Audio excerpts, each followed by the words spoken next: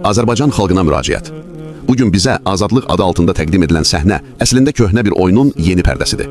Güya zalım hakimiyyət dindarları azad edir, güya insafa gəlib, güya haqqa hörmət etməyə başlayıb.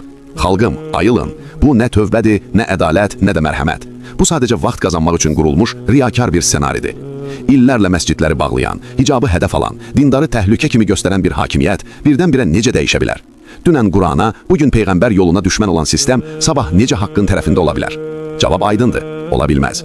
Bu hakimiyyətin mahiyyəti dəyişməyib, üzünü dəyişir, dili dəyişir, taktikası dəyişir, amma zülm eyni zülmdür. Bugün azad etdiklərini sabah yenidən zindana salmaqdan çəkinməyən bir sistemlə hansı sazişdən danışmaq olar?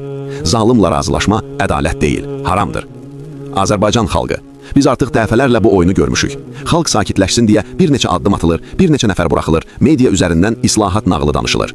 Amma kökündə dəyişən nə var? Heç nə. Çünki zülm üzərində qurulan hakimiyyət islah olunmaz, yalnız maska dəyişər.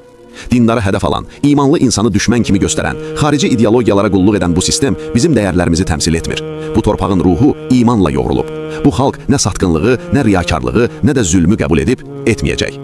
Bugün susmaq, sabah peşmanlıqdır. Bugün aldadılmaq, sabah köləlikdir. Bugün həqiqəti deməmək, sabah zülmə şərik olmaqdır. Biz azadlığı lütf kimi verənlərdən yox, haqq olaraq alanlardan olmalıyıq. Heç kim xalqın imanını girov götürə bilməz. Heç bir zalım hakimiyyət Allahın hökmündən üstün deyil. Azərbaycan xalqı, ayıq ol. Bu azad etmə deyil, bu oyundur və biz bu oyunun fiquru olmamalıyıq. Yazan və video hazırlayan Fədai Şeyh admini.